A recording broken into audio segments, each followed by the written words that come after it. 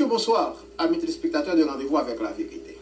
Il m'est un honneur et un heureux privilège de vous saluer dans le nom du Seigneur.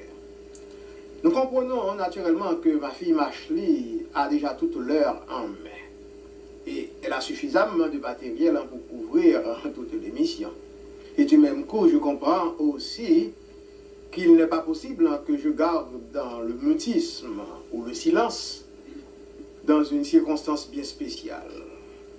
Nous sommes à l'heure d'une année nouvelle, un nouvel an, et aussi, surtout, à l'heure de l'indépendance, car c'est la date de notre indépendance, l'indépendance d'Haïti.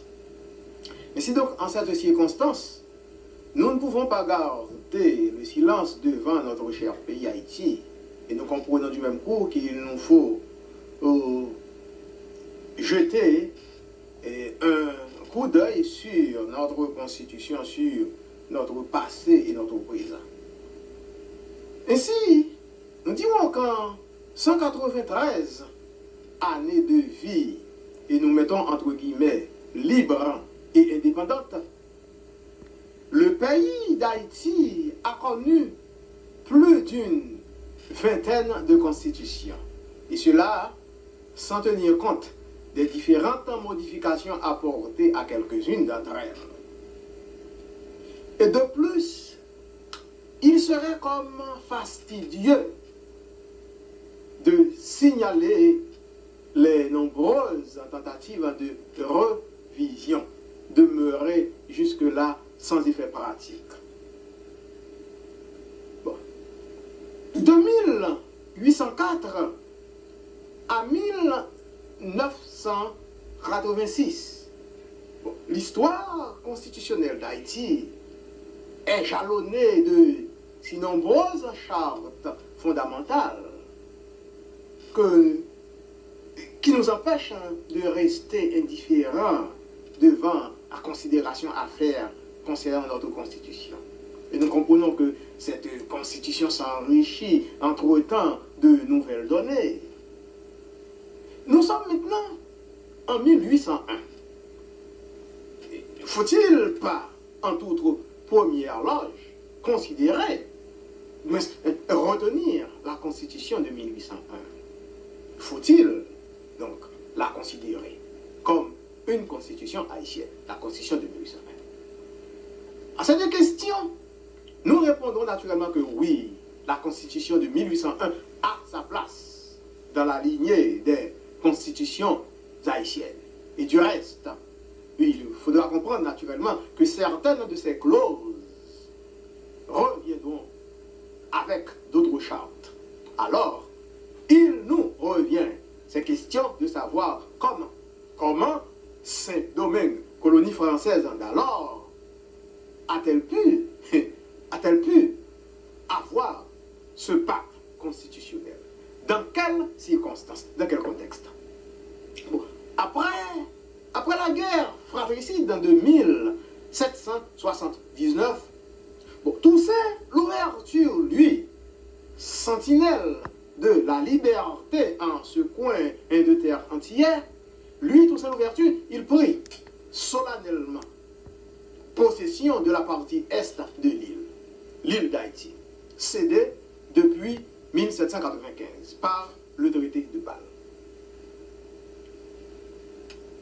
La pacification de Saint-Domingue étant réalisée, il s'agit alors de consolider sa position.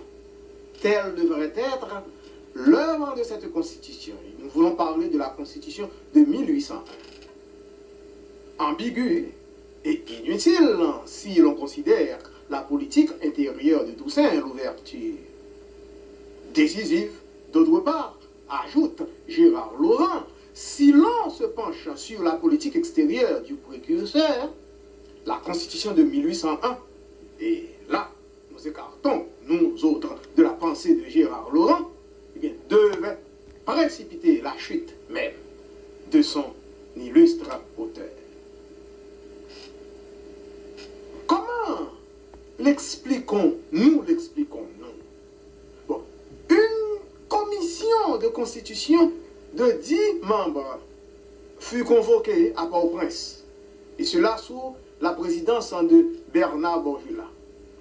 C'était donc des Blancs pour la plupart, sommité intellectuelle et morale de la colonie. Elle se réunit, cette commission-là, le 22 mars, sous le nom d'Assemblée centrale. Les travaux furent terminés le 9 mai, 2 mois après, le mercredi 8 juillet. Et la Constitution fut solennellement proclamée au Cap français. Après un discours emphatique de Borjula, Toussaint Louverture prononça une éloquente allocution. Et voilà, Toussaint Louverture général à vie, avec la faculté de se choisir son successeur. Et la métropole, alors, n'avait aucun droit de protectorat sur Saint-Domingue. Mise en vigueur avant la sanction métropolitaine, l'œuvre louverturienne qui est venue pour éterniser en quelque sorte la liberté, bon, l'œuvre louverturienne, dis-je, ne saurait ne pas naturellement soulever le contentement des autorités d'outre-mer. Saint-Domingue fait partie de l'Empire français, mais elle est soumise à des lois particulières. Il ne peut y exister d'esclaves sur ce territoire. La servitude y est à jamais abolie. Tous les hommes y naissent, vivent et meurent libres, selon l'article 3 de la Constitution de 1805. Et selon l'article 6 de la dite Constitution, le divorce est prohibé. La religion catholique, apostolique et romaine est la seule et publiquement confessée. Et voici un point très important que je veux souligner à votre attention. C'est qu'au terme de l'article 3, deuxième alinéa, il est stipulé que le citoyen qui aurait été choisi par le général Toussaint Louverture pour prendre à sa mort les rênes du gouvernement, ce citoyen, dis-je, prêtera entre les mains de l'Assemblée constituante le serment d'exécuter la Constitution de Saint-Domingue et rester attaché au gouvernement français. Dans ces dispositions générales, elle prescrit les droits et devoirs des citoyens. Voilà donc, en gros, les clauses de la Constitution de 1801, de laquelle allait sortir celle de 1805, reflet de l'indépendance d'Haïti le 1er janvier 1804.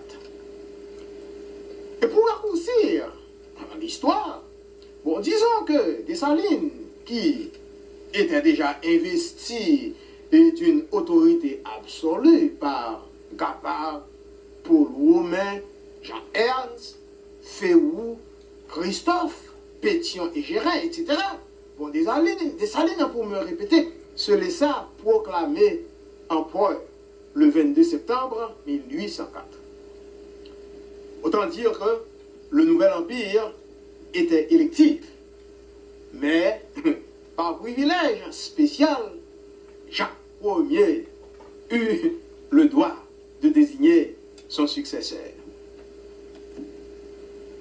Aucune sorte de noblesse ne fut créée suivant la volonté formelle du chef. L'organisation du nouvel État d'Haïti était entamée, c'est là sa constitution. Il est cependant à noter que dès le 17 février 1804, une ordonnance du chef de l'État avait désigné 3 citoyens, des cailles naturellement, Remaret père, Chaviré père et Claude Boiron pour travailler au mode de constitution et lois organiques qui devront régir l'île. Malheureusement, suite n'y était pas accordée. Nous allons prendre donc un répit et nous vous retrouvons dans quelques bonnes secondes. Et vous suivez notre émission spéciale, tandis que nous sommes à l'heure du Nouvel An et à la fois à l'heure de l'indépendance haïtienne. Proclamer par toute la terre que si nous prions sincèrement, un jour, à l'instar d'Israël, la liberté régnera sur Haïti. Complainte d'un Haïtien.